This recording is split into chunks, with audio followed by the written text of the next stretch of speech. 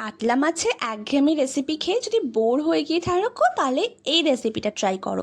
মাছের গায়ে সামান্য নুন, গোলমরিচ গুঁড়ো আর ভিনিগার দিয়ে ভালো করে ম্যারিনেট করে 30 মিনিটস রেস্টে রাখবো। এর পাশাপাশি একটা পেস্ট রেডি করবো। মিক্সিতে দিয়েছিলাম 1.5 চামচ টক দই আর 6 থেকে 7টা কাজু। এরপর কড়াইতে ভালো করে সর্ষের তেল গরম করে মাছগুলোকে ভেজে নেব। সেই মাছ ভাজা তেলেই দিয়ে দেবো গরম মশলা ফোড়ন আর 2 চামচ পেঁয়াজ বাটা। পেঁয়াজটা হালকা ভাজা ভাজা হলে দিয়ে দেব আদা, রসুন আর কাঁচা লঙ্কা বাটা। আবারও ভালো করে মিক্স করে দিয়ে দেব স্বাদ অনুসারে নুন আর টক দই কাজুর পেস্টটা। এরপর দেব 2 চামচ পোস্ত বাটা। ভালো করে মশলা থেকে তেল ছাড়লে সামান্য পরিমাণ জল অ্যাড করে মাছগুলোকে গ্রেভির মধ্যে দিয়ে দেব ফোটার জন্য। খুব বেশি ফোটাবো না, অল্পই ফোটাবো। আর নামানোর আগে গরম মশলা আর পেঁয়াজের বেরেস্তা দিয়ে সার্ভ করো। দুর্দান্ত লাগবে খেতে।